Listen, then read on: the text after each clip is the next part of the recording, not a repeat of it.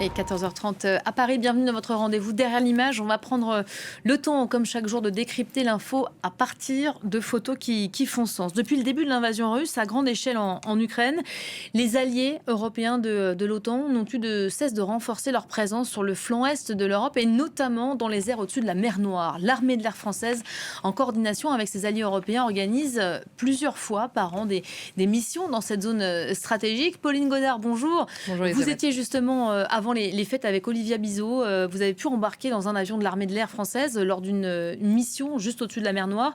Une image a pu retenir votre attention. On va la voir tout de suite. Vous allez nous expliquer de quoi il s'agit exactement. Oui, tout à fait. On va voir sur cette image qui est alors parlante pour moi parce que maintenant je sais ce que ça veut dire. Ce sont des avions de chasse qui sont en train d'être ravitaillés dans le ciel.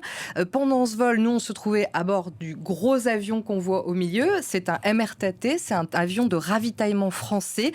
Et les Rafales que l'on voit des deux côtés sont en train, en même temps, d'être ravitaillés.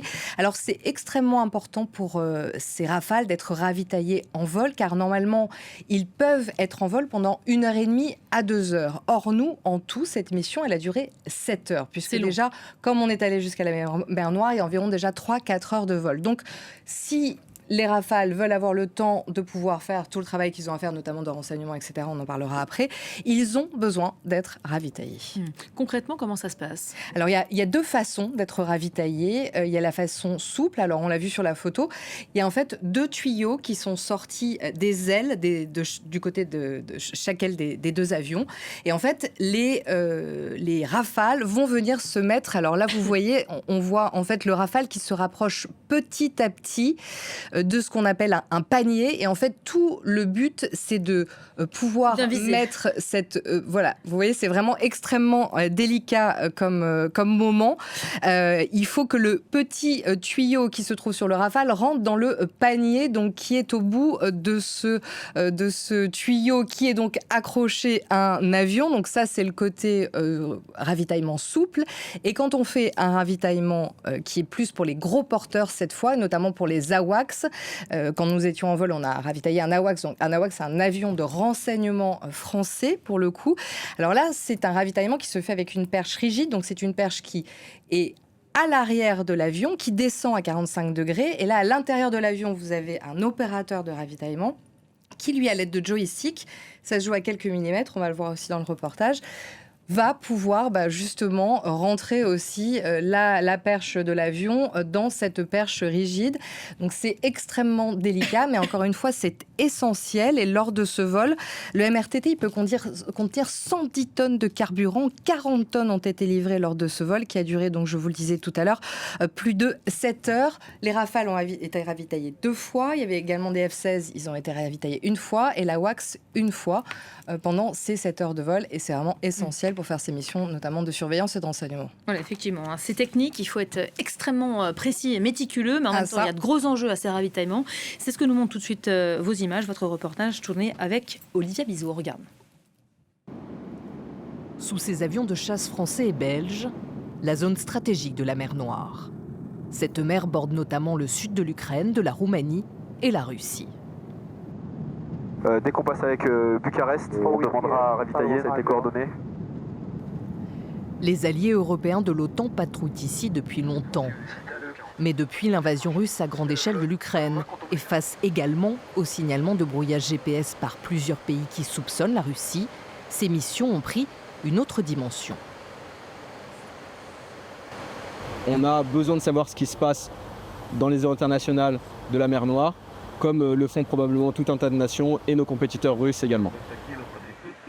Des opérations stratégiques pour renforcer la présence de l'OTAN sur le flanc est de l'Europe et recueillir du renseignement. Alors le ciel est à tout le monde en termes de droit international, ça c'est sûr.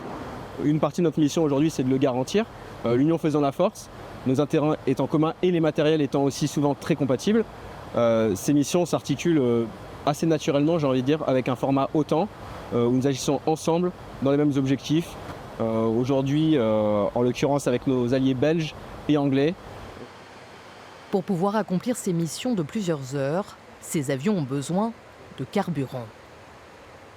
Dans 20 minutes, nous arriverons sur zone pour notre séquence de ravitaillement. Donc on commencera, je te rappelle, par les rafales. Nous demanderons 5 tonnes 5 chacun.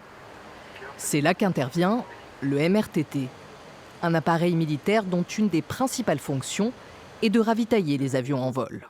Le chasseur il va avoir une autonomie entre 1h30 et 2 heures de vol. Donc là, on a fait plus de 4 heures de vol pour venir sur la zone d'opération. Donc c'est vrai que sans nous, il ne peut pas venir jusqu'ici. Lors d'une phase de ravitaillement, tout se joue à quelques millimètres. Un moment d'intense concentration pour l'adjudant Clément, sur qui repose l'essentiel de la manœuvre. Tout à fait, le risque principal, c'est la collision entre les avions. Parce que voilà, on nous apprend tout le temps de ne pas être trop proche de deux avions. C'est beaucoup de pression, mais avec beaucoup d'entraînement, tout se passe bien. Retour sur la base aérienne d'Istres, dans le sud de la France, après plus de 7 heures de vol. Pour le colonel Gay, ces missions sont indispensables. L'un des grands enjeux aujourd'hui, suite à l'agression russe contre l'Ukraine, c'est de renforcer la protection du ciel de l'OTAN en exécutant des patrouilles pour surveiller, détecter et éventuellement intervenir en interdisant le passage ou en supprimant la menace, une menace qui pourrait avoir passé les frontières de l'OTAN.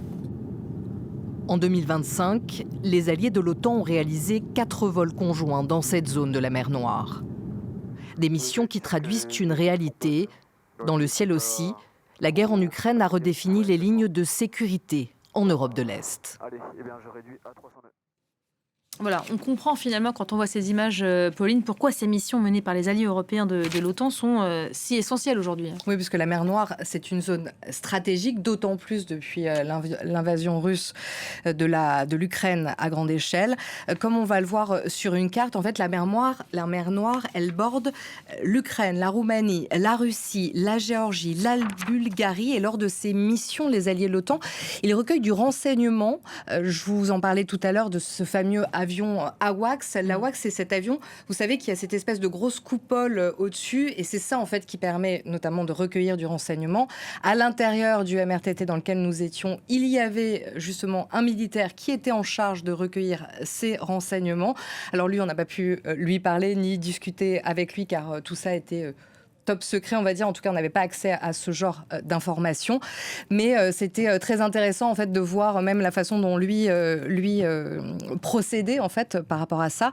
Ces renseignements qui sont collectés, ils sont généralement partagé en tout cas avec certains pays qui bordent la mer Noire, notamment la Roumanie. Et ça permet de renforcer la sécurité collective dans la région. C'est aussi également un moyen d'anticiper les menaces aux frontières de l'Europe. C'est l'occasion pour l'OTAN de montrer sa présence et d'envoyer aussi un message. Le message, nous sommes là, nous sommes prêts en cas d'agression. C'est un peu aussi une sorte de police du ciel. C'est pour dire aussi, en fait, on est dans un ciel, le droit international est là, il existe et il doit continuer d'exister. Le ciel appartient entre guillemets à tout le monde et donc tout le monde a le droit d'y être. Il faut dire aussi que c'était vraiment une opération d'envergure qui a été menée par les alliés européens de l'OTAN. Ça a été mené depuis plusieurs bases en Europe. La France, je vous l'ai dit, elle a mobilisé 2 Rafales, un MRTT, il y avait 2 F-16 belges, il y avait également un MRTT belge, et il y a les Britanniques aussi qui ont participé à la préparation de cette opération. C'est une mission conjointe, on peut vraiment le dire, de ravitaillement, d'escorte aussi et de renseignement, parce qu'il faut savoir que le MRTT dans lequel nous étions, lui, n'a pas de capacité à se défendre si jamais il est attaqué. Donc l'autre mission aussi également des Rafales, c'est d'escorter pendant un long moment le MRTT au cas où il y a une attaque, une agression, qu'il se passe quelque chose. Tout à fait. Qui pourrait constituer une cible. C'est vrai que ça reste assez abstrait ce qui se passe dans le ciel. On parle régulièrement des menaces russes avec ces drones qui vont titiller comme ça les forces de l'OTAN. Est-ce que c'est déjà arrivé depuis l'invasion russe en Ukraine que les Russes menacent par exemple des pilotes d'avions de l'OTAN ? Oui, c'est arrivé. Alors en février 2024, Sébastien Lecornu, qui était à l'époque ministre des Armées, avait déclaré que les forces russes avaient menacé d'abattre des avions français qui étaient en train de patrouiller dans l'espace aérien international au-dessus de la mer Noire. Le colonel Pierre Gaudière, qui était porte-parole de l'armée française, il avait expliqué de son côté que Sébastien Lecornu en fait faisait référence à un incident qui était survenu en novembre 2023 et qui avait impliqué un avion de surveillance français, le fameux AWACS dont je vous parlais. L'incident avait été décrit comme sans précédent dans cette région.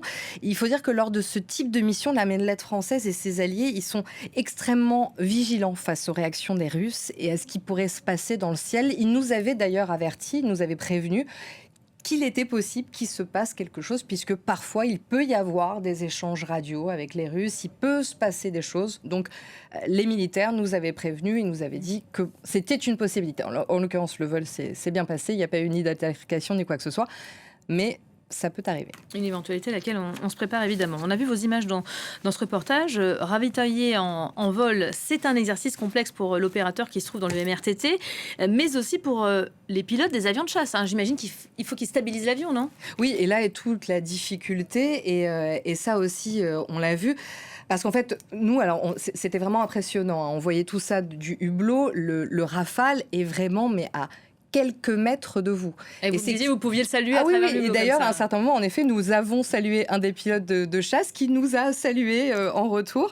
Donc, c'était très impressionnant et très fascinant de voir à quel point ils sont concentrés et la façon, en fait, qu'ils ont finalement de faire ça. Alors, vous avez l'impression qu'eux font ça en toute simplicité, mais alors que c'est un exercice qui est répété, il y a énormément d'entraînement et comme l'expliquait l'adjudant Clément, le risque de collision, il est là puisque quand vous êtes à l'intérieur du MRTT et que vous regardez à travers ce hublot et que vous voyez ce Rafale qui est vraiment à quelques mètres de vous, vous vous dites que l'exercice est extrêmement dangereux. Mais comme ils nous l'ont expliqué, ils s'entraînent tout le temps, régulièrement. Et c'est ce qui fait qu'il n'y a pas d'accident. Et j'ai d'ailleurs posé la question à l'adjudant Clément. Je lui ai demandé, mais est-ce qu'il y a déjà eu des accidents ? Il m'a dit non, l'armée de l'air française, il n'y a jamais eu d'accident. Tout se passe toujours bien. Encore une fois, c'est de l'entraînement, énormément d'entraînement. Et on a eu donc la chance, et on s'est dit avec Olivia à ce moment-là que notre métier avait beaucoup de très bons côtés et que c'était quand même une chance de voir ça, parce que c'est quand même fascinant de les voir comme ça en action lors de ces opérations de ravitaillement. Merci beaucoup Pauline, c'était Derrière l'image dans ce Paris Direct. Merci de nous suivre, vous restez évidemment avec nous parce qu'il y a un grand format qui arrive tout de suite, c'est le focus du jour. Regardez.